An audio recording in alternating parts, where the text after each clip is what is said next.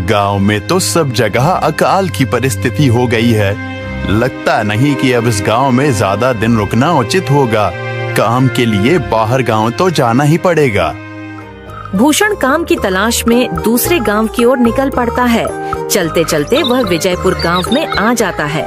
वहां उसका रहने का कोई ठिकाना नहीं था और उसके पास कोई काम भी नहीं था। चलते चलते वह एक अमीर किसान जगत सेठ के पास आ पहुंचता है। सेठ जी, मैं भूषण दूसरे गांव से आया हूँ। हमारे गांव में अकाल की परिस्थिति हो गई है। लोगों के खेत सूखे पड़े हैं। गांव में बूंद बूंद पानी के लिए लोग तरस रहे हैं।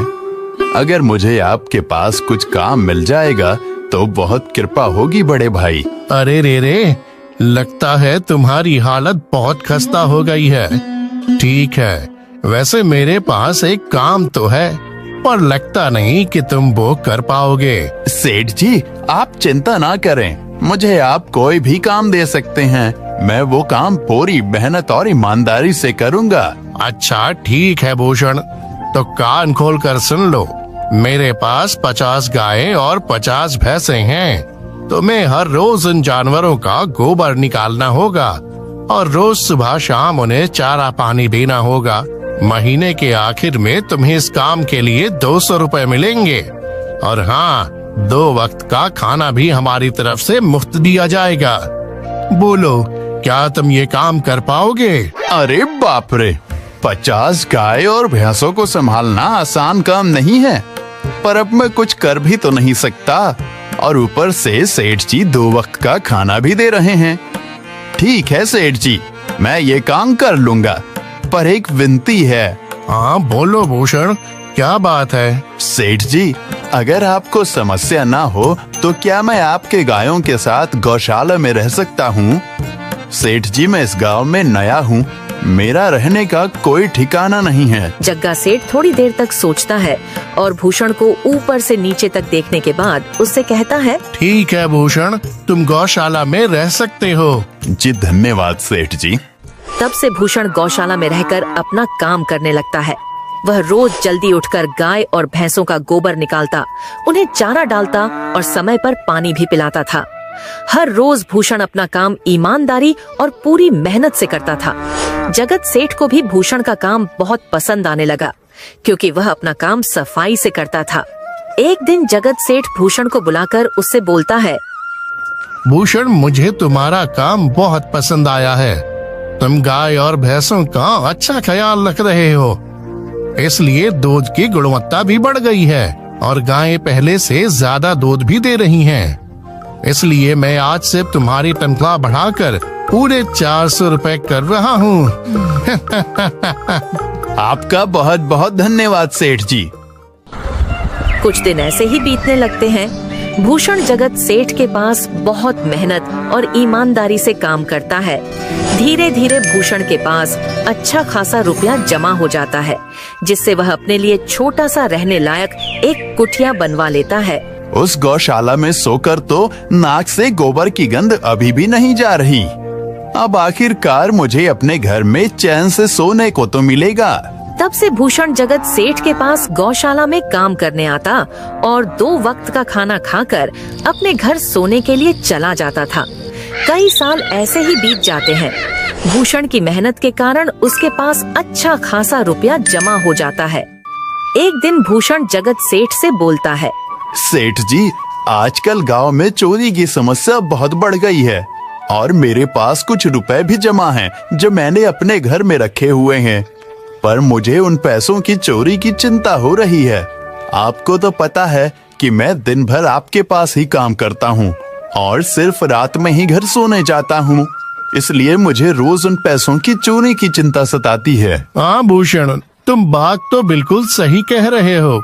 आए दिन गांव में नए नए चोरी के किस्से सामने आ रहे हैं और दिन भर तो तुम्हारा घर खाली ही रहता है, तो चोरी होने की संभावना तो जरूर है। जगत सेठ थोड़ी देर सोचता है और फिर भूषण से कहता है, देखो भूषण, ऐसे समय में तो गांव में एक ही जगह है जहां पर तुम्हारा धन सुरक्षित रह सकता है, और वो है जमींदार का घर। क्या जमींदार का घर? हाँ भूषण, इस गांव के जमींदार बहुत ईमानदार और दयालु हैं। ऐसा मैंने कुछ लोगों से सुना है और उनके घर पर बहुत सारे पहरेदार भी हैं, तो चोरी होने की संभावना बहुत कम है। तुम अपने पैसे उनके पास रख सकते हो। अच्छा, ऐसा है क्या सेठ जी? ठीक है, फिर आज ही मैं जमींदार जी से मिलकर बात करता हूँ और उन्हें अपनी समस्या बताता हूँ। उस दिन भूषण जमींदार जी के घर उनसे बात करने जाता है। हे टूडको, कहाँ अंदर आए जा रहे हो? वहीं रुक जाओ। जी, मुझे जमींदार जी से मिलना है। मुझे उनसे कुछ काम है। क्या काम है तुमको उनसे? मुझे जरा बताओ। जी, मुझे कुछ पैसे रखवाने थे उनके पास, यही काम के लिए आया था मैं। अच्छा ठीक है, तुम अंदर जा सकते हो। नमस्ते जमींदार जी, मैं भूषण जगत सेठ के यहाँ काम करता हूँ। कुछ साल पहले ही मैं दूसरे गांव से यहाँ आया हूँ। अच्छा भूषण, बोलो तुम्हारा क्या काम है मेरे पास? जमींदार जी, मैं सालों से जगत सेठ के पास काम कर रहा हूँ और मैंने कुछ रुपए भी जमा कर लिए हैं। पर बात यह है कि गांव में चोरी की समस्या बहुत बढ़ गई है, तो मुझे अपने रुपए घर में रखने से डर लग रहा है। अच्छा, कितने रुपए जमा किए हैं तुमने? जमींदार जी, यही कोई 5 से 6 हजार रुपए होंगे मेरे पास। वाह, ये तो बड़ी रकम है। मैंने आपकी ईमानदारी के बारे में लोगों से बहुत सुना है, इसलिए मैं अपनी रकम आपके पास कुछ वक्त के लिए रखने आया हूँ। हाँ भूषण, तुमने बिल्कुल सही सुना है। तुम्हारी रकम मेरे पास पूरी तरह से सुरक्षित रहेगी। तुम अब चिंता ही छोड़ दो, मैं सब देख लूंगा। भूषण अपने पैसों की थैली जमींदार को दे देता है। ये पूरे 5,800 रुपए हैं, आप गिनकर देख लीजिए। गिनने की क्या जरूरत है? तुम तो जगत सेठ के आदमी हो, मुझे तुम पर पूरा विश्वास है। जमींदार जी, आपका बहुत बहुत धन्यवाद। अब मुझे चोरों का कोई डर नहीं है, क्योंकि मेरे पैसे सुरक्षित हाथों में हैं। अरे भूषण, कोई बात नहीं, धन्यवाद तो मुझे बोलना चाहिए, जो तुम मेरे पास आए अपने रुपए रखने के लिए। भूषण अपने पैसे जमींदार को देकर अपने घर चला जाता है। हाँ भूषण, तुम्हारे पैसे मेरे हाथों में ही अच्छे लगते हैं। ऐसे ही भूषण ईमानदारी और मेहनत से जगत सेठ के यहाँ काम कर रहा था। देखते ही देखते 2 साल ऐसे ही बीत जाते हैं। एक दिन भूषण सोचता है, अब बहुत साल हो गए जगत सेठ के यहाँ काम करते हुए। वैसे सेठ जी तो बहुत अच्छे इंसान हैं, पर सोच रहा हूँ कि खुद की जमीन लेकर उस पर मेहनत करूँ, तभी मैं बड़ा आदमी बन सकता हूँ।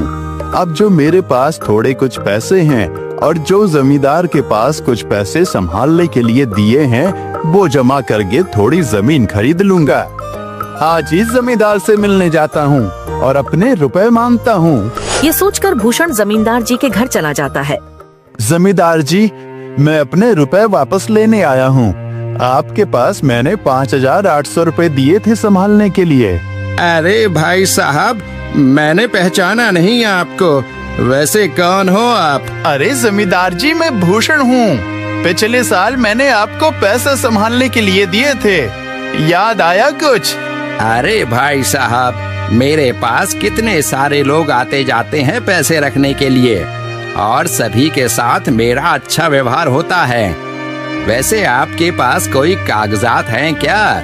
क्योंकि मैं हर व्यक्ति से कागज पर ही व्यवहार करता हूँ। किसने कितने पैसे दिए, किसके कितने पैसे रखे हैं, सबका व्यवहार रहता है मेरे पास। जमींदार जी, ये आप क्या बात कर रहे हैं? आपकी ईमानदारी देखकर ही मैंने आपको पैसे दिए थे संभालने के लिए, और आप अब ऐसी बातें कर रहे हैं। कृपया करके मेरे पैसे मुझे वापस कीजिए। हाँ भूषण, मैं ईमानदारी से ही काम करता हूँ, इसलिए तो तुमसे मैं डॉक्यूमेंट्स मांग रहा हूँ। क्या तुम्हें पता नहीं, जब तुम किसी से पैसों का व्यवहार करते हो तो तुम्हें स्टाम्प पेपर पर लिख कर देना पड़ता है। तुम किसी से भी पूछ सकते हो। नहीं जमींदार जी, मैं आपके पैर पड़ता हूँ, कृपया करके मेरे रुपए मुझे दे दीजिए। बड़ी मेहनत से मैंने वो पैसे जमा किए थे, मुझ पर ऐसा अन्याय ना करें। अरे क्या ये झूठ मूठ का रोना धोना लगाया है? लगता है तुम ढोंगी हो और मेरी ईमानदारी और भोलेपन का फायदा उठाकर मुझसे ये रुपए लेने आए हो। रुक, तुझे अभी सबक सिखाता हूँ। जमींदार अपने आदमियों को बुलाकर भूषण की पिटाई करने को कहता है। इसे तब तक मारो जब तक ये बेहोश ना हो जाए। इस 2 कौड़ी के आदमी ने मेरी ईमानदारी पर सवाल उठाया है, इसे छोड़ना मत। जमींदार के आदमी भूषण को डंडे से खूब मारते हैं। फिर भूषण दुखी होकर अपने घर चला जाता है। भूषण के शरीर पर घाव के निशान स्पष्ट दिखाई दे रहे थे। 2 दिन से भूषण घाव के दर्द के कारण जगत सेठ के घर काम के लिए नहीं जा पाता है। इसलिए अगले दिन जगत सेठ भूषण के पास आ जाते हैं। वह देखते हैं कि भूषण खाट पर सो रहा है और वह बड़ा ही चिंता में नजर आ रहा है। भूषण भाई, तुम 2 दिन काम पर नहीं आए, क्या हुआ भाई? तबीयत ठीक है ना तुम्हारी? कुछ समस्या है क्या? अरे सेठ जी, आप खुद यहाँ आए हो। आप खबर भिजवाते तो मैं खुद चला आता। अरे भूषण, कोई बात नहीं, तुम्हें देखकर लगता है तुम बीमार हो। क्या हुआ है तुम्हें? जगत सेठ, क्या बताऊं, जिस जमींदार के पास पिछले साल मैंने अपने पैसे संभालने को दिए थे, वो आज मुझे पैसे वापस नहीं करना चाहता। वो बहुत लालची इंसान है, वो लोगों को ठग रहा है। और जब मैंने बाद में गिड़गिड़ाना शुरू किया तो उसने डंडे से मार मार कर मेरी पिटाई करवा दी और मुझे वहां से धक्के मार कर निकाल दिया। अरे बाप रे, ये तो बड़ा ही गंभीर विषय है। मैंने तो जमींदार के बारे में अच्छा ही सुना था, पर मुझे भी नहीं पता था कि वो इंसान इतना गिरा हुआ है। तभी मैं सोचूं, हर साल उसकी संपत्ति इतनी ज्यादा कैसे बढ़ रही है।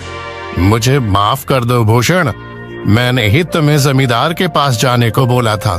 गलती तो मेरी भी है। नहीं जगत सेठ, आप तो मेरा अच्छा ही सोच रहे थे। ये तो उस जमींदार का लालच है। अब लगता नहीं मेरे पैसे उस जमींदार से वापस मिलेंगे भी। भूषण, मेरे पास एक तरकीब है जिससे मैं तुम्हारे पैसे तुम्हें वापस दिला सकता हूँ। जगत सेठ भूषण के कान में सारी तरकीब बताता है। ठीक है सेठ जी, हे ऊपर वाले, ये तरकीब कामयाब होने दीजिए। अगले दिन जगत सेठ बहुत सारे पैसों को एक सूटकेस में भरकर खुद जमींदार के घर जाता है। अरे जगत सेठ, आज आप खुद यहाँ? बोलो भाई, इस गरीब के घर कैसे आना हुआ? हमारा तो ये सौभाग्य है कि आप जैसे धनी आदमी के चरण हमारे घर में लगे हैं। नमस्ते जमींदार जी। अरे जमींदार जी, आप तो मुझे अब लज्जित कर रहे हैं। वैसे मैं कुछ महीनों के लिए दूसरे राज्य में व्यापार करने जा रहा हूँ। मैं ये लगभग 50,000 रुपए लाया हूँ। मुझे डर है कि कहीं ये चोरी ना हो जाए। क्या आप मेरे सारे पैसे अपने पास संभाल कर रख सकते हैं? आपके सिवाय इस गांव में और किसी पर भरोसा नहीं कर सकता। अरे जगत सेठ, ये भी कोई पूछने की बात है? मेरे पास आपके पैसे बिल्कुल सुरक्षित रहेंगे। आप निश्चित होकर व्यापार करने जा सकते हैं। इस बार तो बड़ी मछली हाथ लगी है। बार बार ऐसा मौका नहीं मिलता। भारी माल हाथ में लगने वाला है। तभी वहाँ पर भूषण आ जाता है। अरे भूषण, तुम? अच्छा हुआ तुम आ गए। मैं तुम्हारे पास ही आने वाला था। मुझे माफ करना, उस दिन तुम्हें पहचान नहीं पाया। इतने सारे लोग मेरे पास आते हैं तो जरा परेशानी होती है, पर मैं अपनी बातों का बड़ा पक्का हूँ। हाँ रुको, मैं तुम्हारे सारे पैसे अभी देता हूँ। जमींदार भूषण के सारे पैसे उसे लौटा देता है। माफ करना भूषण, मेरे आदमियों ने तुम्हारे साथ उस दिन बदतमीजी की। मैं आज ही उनको काम से निकालता हूँ। भूषण बिना कुछ बोले वहाँ से चला जाता है। अरे क्या बात है जमींदार जी, आप तो अपने बातों के बहुत पक्के हैं। तो ठीक है, मैं अपने सारे पैसे आपके पास रख सकता हूँ। जगत सेठ इतना बोल ही रहा था कि तभी वहाँ जगत सेठ का नौकर आ जाता है। मालिक, अब आपको बाहर के राज्य में जाने की कोई जरूरत नहीं है। अभी अभी व्यापारियों का संदेश आया है और उसने कहा कि वो खुद हमारे गांव आ रहे हैं। अरे ये तो बहुत बढ़िया बात हुई। अब मुझे इतनी दूर नहीं जाना पड़ेगा। सुन रहे हो जमींदार जी, व्यापारी यहाँ आ रहे हैं। अब मुझे नहीं लगता कि ये पैसे आपके पास रखने का कोई मतलब होगा। चलो, आपका बहुत बहुत धन्यवाद। आपने इतनी ईमानदारी दिखाई मुझे। हाँ, पर अगली बार जरूर आपके पास ही आऊंगा। ऐसा बोलकर जगत सेठ और उसका नौकर वहाँ से अपने पैसे लेकर चले जाते हैं। धत तेरी की, ये क्या हो गया? ये 50,000 तो चले गए और जो भूषण के 5,800 रुपए हड़प लिए थे वो भी चले गए। आपका बहुत बहुत धन्यवाद सेठ जी। अगर आज आप ना होते तो मेरी सारी जमा पूंजी वो जमींदार हड़प लेता। भूषण, कोई बात नहीं। जो व्यक्ति मेहनत और ईमानदारी से कमाता है, ऊपर वाले उसका कभी बुरा नहीं होने देते, और जो हराम की कमाई का खाता है उसका कभी अच्छा नहीं होने देते।